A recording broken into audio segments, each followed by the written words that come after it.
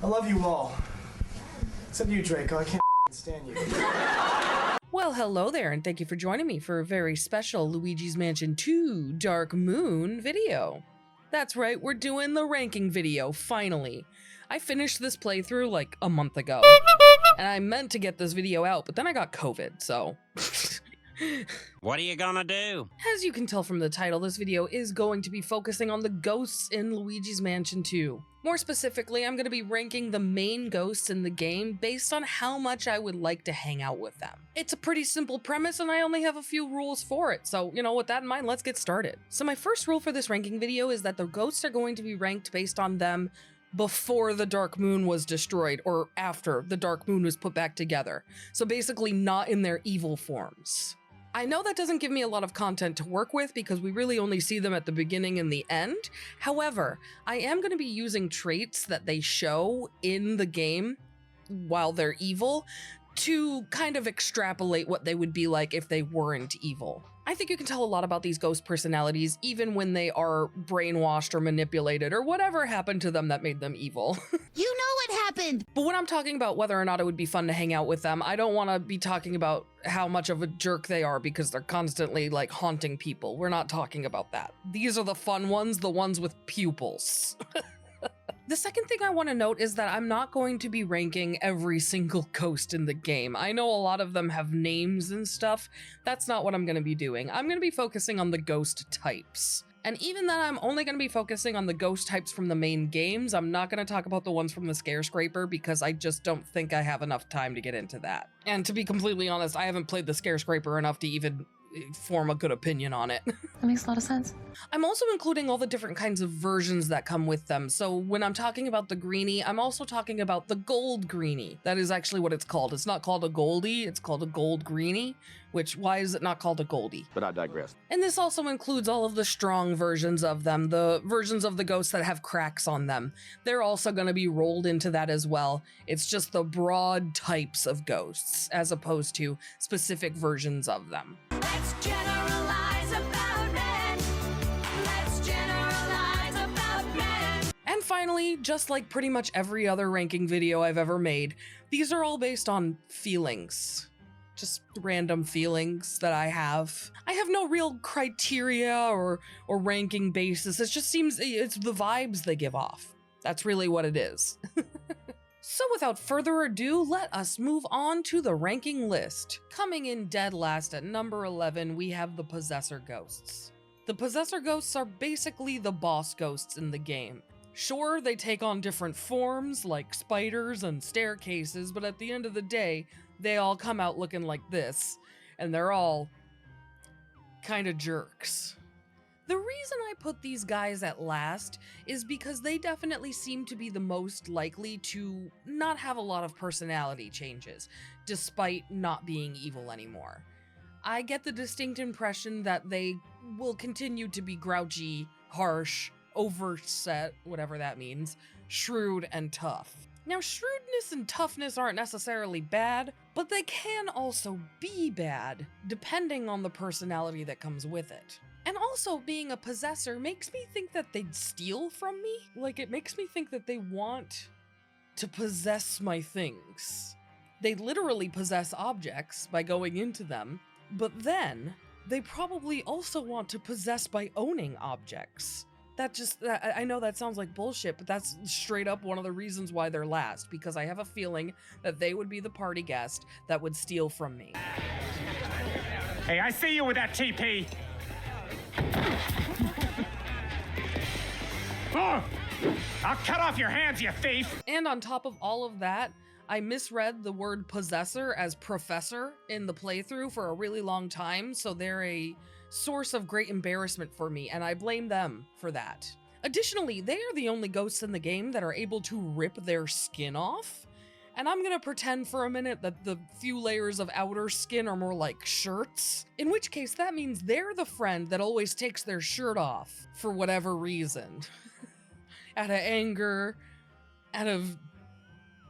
usually out of anger, ready to throw down. Starts off, boys. You looking for a Tilly, buddy? Let's have a Donnybrook! Pump the brakes. You take your shirt off, but leave your sunglasses on. What sort of backwards fucking pageantry is that? That's just not the kind of energy I'm looking to hang out with. And that is one of the big reasons why they land in number 11. And coming in at number 10, we have sneakers. Sneakers are also shoes, but that's not what I mean. I mean the sneaker ghosts. They are annoying. They're very, very annoying in the game. But the reason I put them last is because I think that they are probably still likely to want to sneak up on you even when they're not evil. They are definitely the kind of person who says, it's just a prank, bro. And I am not looking for that energy. I'm not looking for you to constantly be looking for reasons to scare me. Okay, sir? Ah! Stop! I could have dropped my croissant! And for a lot of the same reasons as the sneaker, the creeper comes in at number 9. I don't appreciate being snuck up on. I also don't appreciate being completely incapacitated in some kind of ghost goo. I'm literally forced to step inside of a person every time he sneaks up on me. I don't like that. I don't appreciate it. And in fact, he really should be number 10 instead of the sneaker, and the only reason he's number 9 is because of his adorable face. Look at that face. And I also get the impression that maybe he's lying in a puddle on the ground just because that's kind of his natural state of being, not out of a desire to sneak up on me. The sneaker, it's literally in his name. He wants to sneak. It's in the DNA, the GNA, the ghost NA, ghost oxyribonucleic acid. You an idiot? But creepers, I get the sense that maybe they just like to be puddles on the ground, and then it just becomes another inconvenience of, now I have to look out for a random puddle of my friend on the ground? That doesn't sound like fun. Hey! Oh, duper, you got him my sock! So that's the reason why he stays in a solid number 9 position. And following a similar trend as the previous two, we have in at number 8, the Hider. Hiders are just as likely to pop up out of nowhere and scare ya, and they also have the distinct disadvantage that they'll throw things at you. But that being said, I don't know how likely they would be to throw stuff at me now that they're not evil. I get the sense that they only threw stuff because they were evil and they wanted to hurt me. I don't get the sense that they want to necessarily pop out and throw stuff at me otherwise. That's why I put them at number 8, because I have the distinct impression that as long as you leave them alone and don't open any drawers, you won't have any problems with them. Now, if you do open drawers, then they will pop out and scare you. That's kind of on you a little bit. Either way, I do feel like they're less likely to scare you or inconvenience you than the sneaker or the creeper, which is why they just edged those two out. That's a pretty low bar. Now moving on to a difficult one. I had trouble placing the Gobber. I didn't know how high or low I wanted to place him because I don't get to know the Gobber very much. He's not used very often. And that's a big reason why he's only in number 7. But another big reason why he's only in number 7 is I feel like he would not do well at sharing.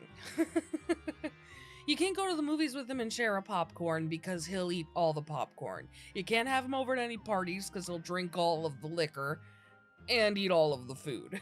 And then he might throw up everywhere. Gross. Disgusting! And I don't think he's doing it necessarily out of a sense of greed. It's more out of a lack of self-awareness, in my opinion. Like, look at this face and tell me it's not just zero thoughts going on in there. He's not meaning to cause trouble, but he is. And I think that's why he's able to beat out the other people on the list so far, is because I do think that he is able to be likable in certain circumstances. He does seem like he's pretty jovial. And he does seem like maybe he'd be useful if you don't know where to put your trash. And you're just like, hey man, you want some trash? And he's like, wah, wah, wah, wah, wah, wah, wah. Okay, we're on to number 6, halfway through. This is a fast list, I think. So for number 6, we have the Poltergeists. I think the Poltergeists could go either way, really. They're either going to be total know-it-alls who can't help but one-up you, or they're gonna use their powers for good and be like Matilda. Can you imagine having a poltergeist friend who can magic things with their brains? You could literally be Matilda. You could be like,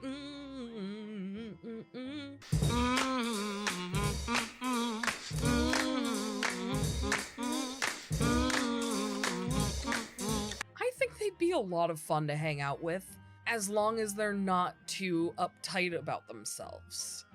Because I do get the sense that they might be too intellectual for their own good. There is such a thing as thinking you're smarter than you are, and I get the sense that they might be that kind of person. I'm not quite sure though. Again, poltergeists are one of the type of ghosts I had the least amount of exposure to, so I didn't get a lot of personality from them. But the personality I did get from them made me think that they're kind of a little bit stuck up.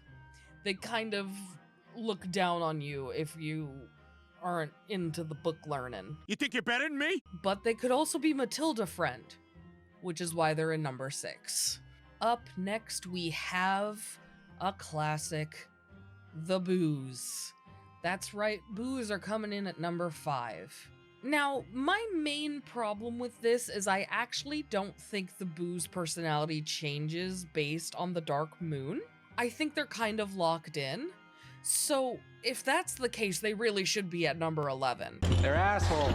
But I am going to pretend, for the sake of this list, because I put them in number 5 in my head, is that they are affected by the dark moon, except for King Boo. He's just a douche. That's just who he is as a guy.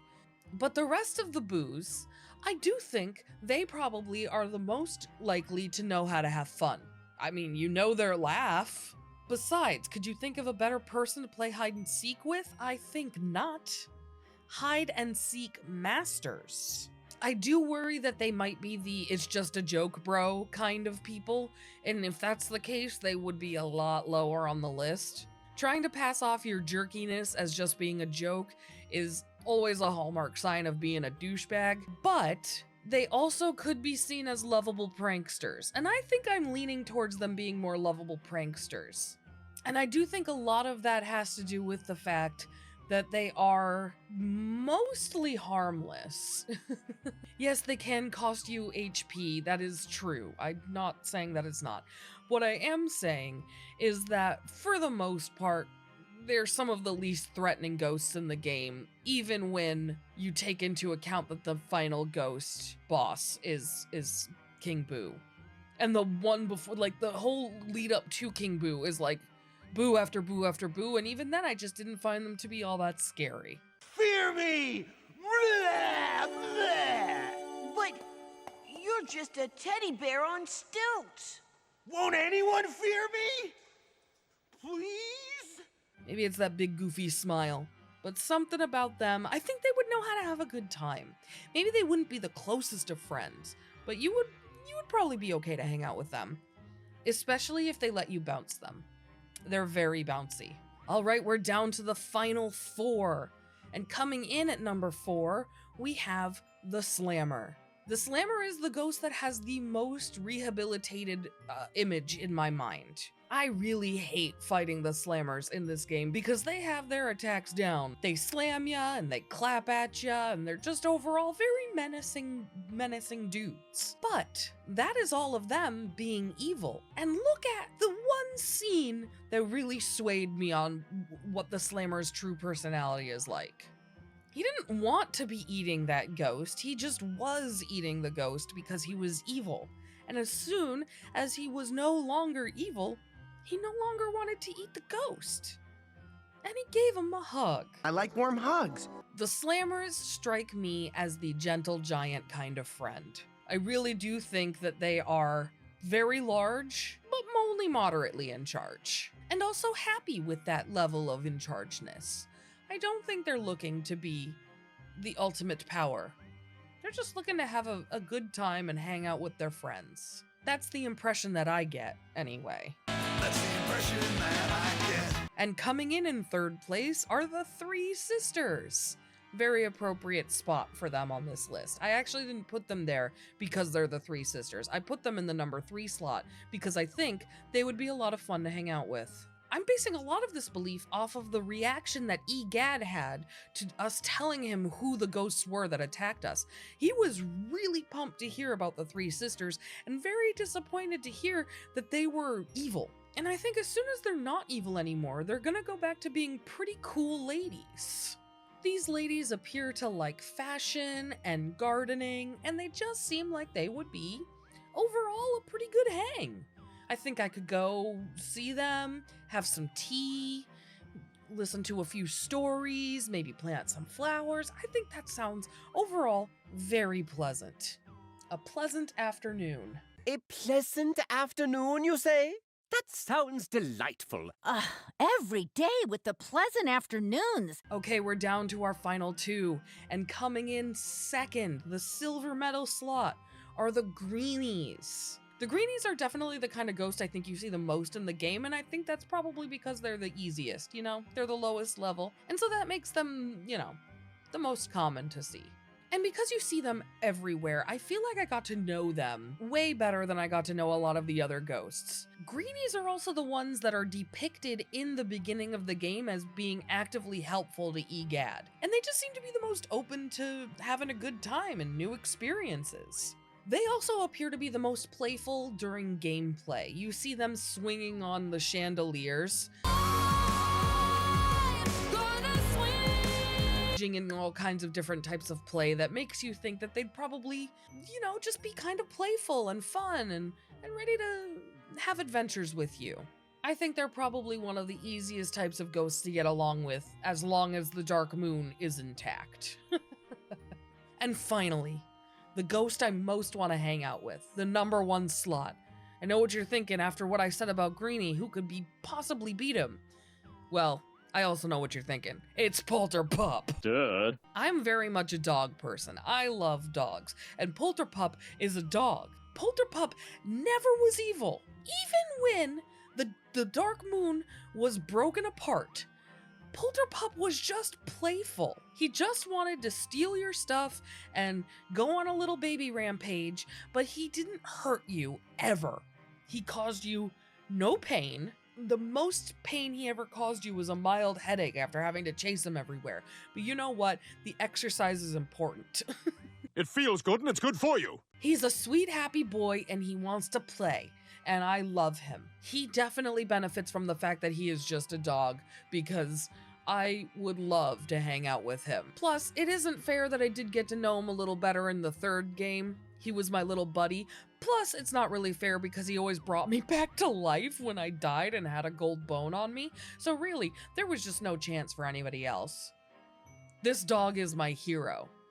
And he is the sole beneficiary on my life insurance policy. I don't know how that's gonna work out, but I'll be dead, so it won't be my problem. Sound reasoning. And that is it, folks. The different types of ghosts in Luigi's Mansion 2, ranked on how much I'd want to hang out with them. This was a fun list. I had a good time making this list. I liked pretending that I was gonna hang out with ghosts, but like, not jerk ghosts. So let me know what type of ghost you would like to hang out with the most, and why it's probably Polterpup. I'm just kidding, I know not everyone's a dog person. It's fine if you don't want to hang out with Polterpup.